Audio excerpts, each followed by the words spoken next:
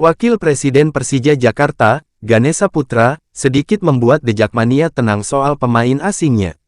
Dia menegaskan kalau tim akan memaksimalkan slot tersedia untuk pemain asing, yakni 6 orang 5 bebas plus 1 ASEAN.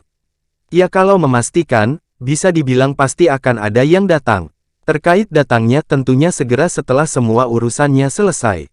Itu yang prosesnya selalu berusaha kita percepat, tambah Ganesha. Ganesha sendiri mengindikasikan kalau Persija sudah mendapatkan tanda tangan 3 pemain asing yang belum datang itu.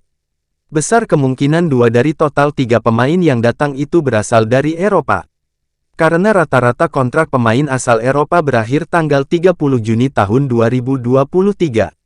Sinan Bakis menjadi nama terdepan untuk mengisi posisi striker Persija. Kalau soal masih mencari pemain asing, sudah tidak. Maksudnya sudah ada beberapa yang diburu untuk mengisi slot itu, dan saat ini sedang proses. Wapres Persija ini juga sedikit memberi bocoran terkait posisi pemain asingnya, yaitu penyerang, gelandang, dan wingback. Terbaru, pemain ASEAN yang santer merapat ke Persija adalah Philip Roller.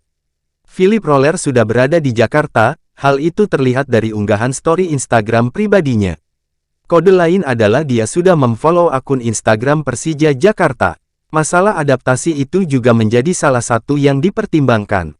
Artinya sejauh mana pemain ini punya personality, punya karakter, dan kecepatan beradaptasi yang baik, tutup Ganesha.